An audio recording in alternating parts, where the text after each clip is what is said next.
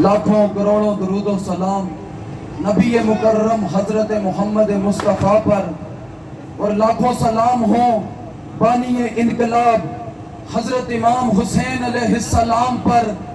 یہ حسینیت ہی ہے کہ جس نے ہمیں ہر دور کے باطل کے سامنے ڈٹنا سکھایا۔ یہ حسینیت ہی ہے کہ ہمارے نوجوانوں نے اجل کو لبیک کہہ کر موت کو اپنے گلے سے لگایا۔ یہ حسینیت ہی ہے۔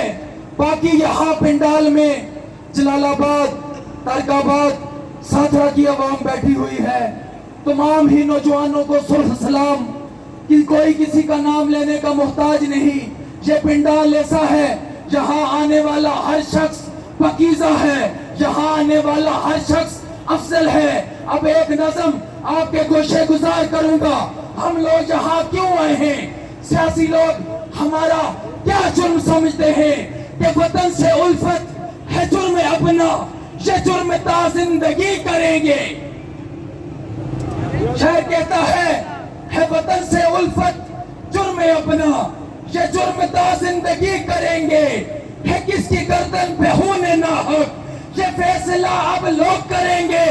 وطن پرستوں کو کہہ رہے ہو وطن کا دشمن ڈرو خدا سے، جو آج ہم سے خطا ہوئی ہے یہ کل خطا تم سے بھی ہوگی۔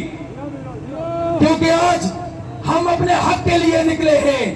اگر ہم قاتل ہوتے تو ہمارے پاس کلاشنیں ہوتی، اگر ہم قاتل ہوتے تو ہمارے پاس پسٹل ہوتے۔